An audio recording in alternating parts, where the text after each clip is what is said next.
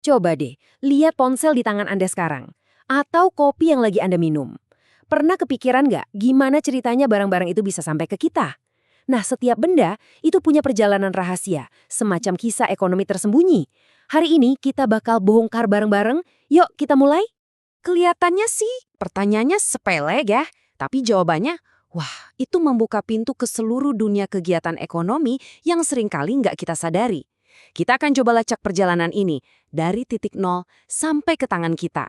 Oke, jadi cara paling asyik buat ngerti ekonomi di sekitar kita itu ya dengan jadi detektif. Yep, kita bakal jadi detektif ekonomi. Kita akan ikuti jejak satu barang, dari dia pertama kali dibikin, gimana perjalanannya yang kadang rumit, sampai akhirnya nyampe di tangan kita.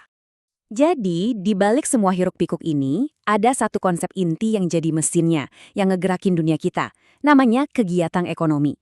Biar gampang, anggap aja ini kayak cerita yang punya 3 babak utama. Nah, kita bakal bedah satu persatu setiap babaknya. Oke, babak pertama. Setiap cerita kan pasti ada awalnya ya kan?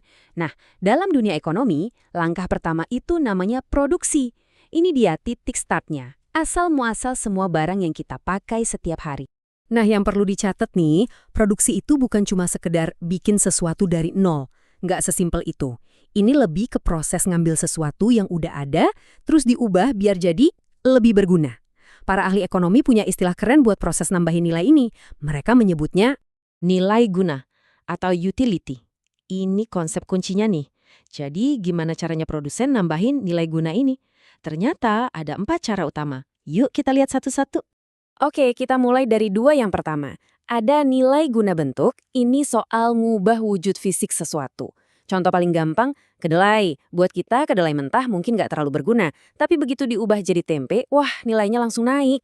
Nah, beda lagi sama nilai guna tempat. Ini soal mindahin barang ke tempat yang tepat. Pasir di pantai mungkin biasa aja, tapi coba pindahin pasir itu ke lokasi proyek bangunan. Tiba-tiba jadi berharga banget kan? Lanjut, yang ketiga ada nilai guna waktu.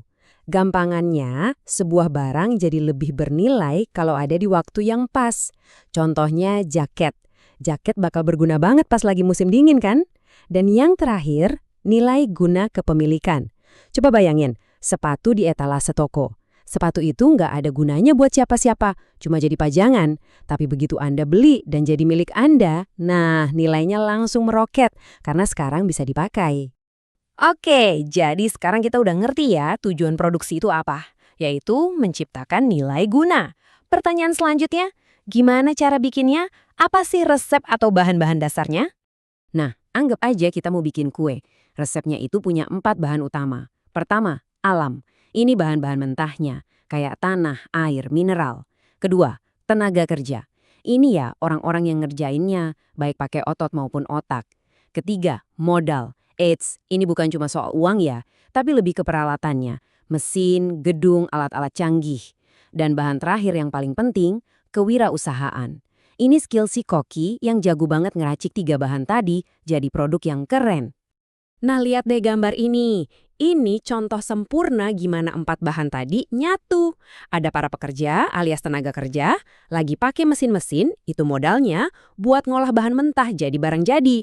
Inilah yang namanya produksi sedang beraksi. Oke, barangnya udah jadi, keren. Tapi perjalanannya belum selesai. Tantangan berikutnya adalah gimana caranya barang ini bisa pindah dari pabrik sampai ke tangan kita. Nah, ini kita masuk ke babak kedua dari ceritanya. Disinilah distribusi berperan.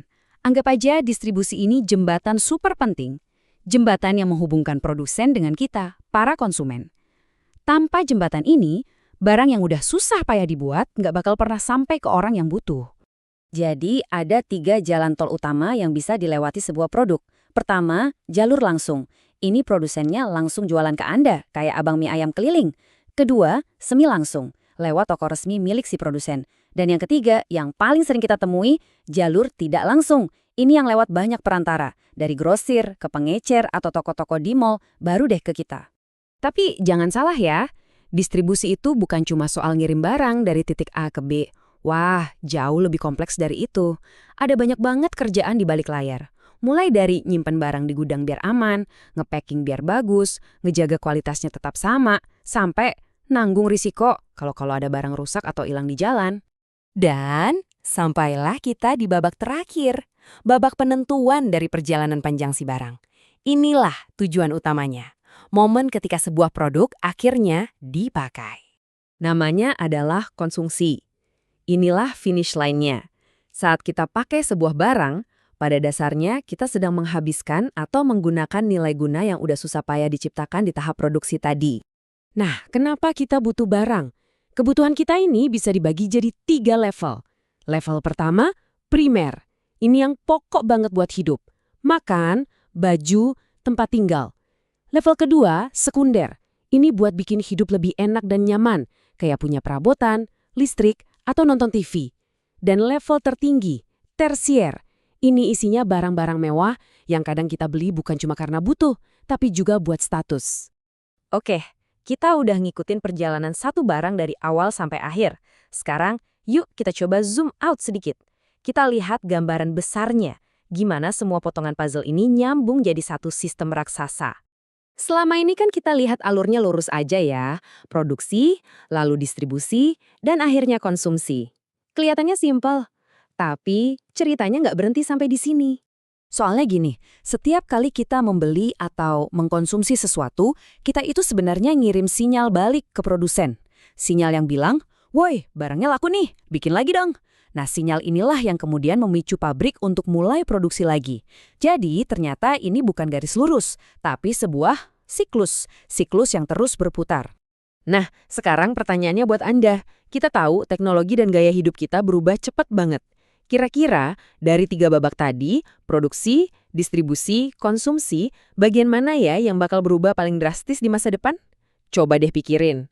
Makasih banyak udah ngikutin perjalanan ini bareng-bareng.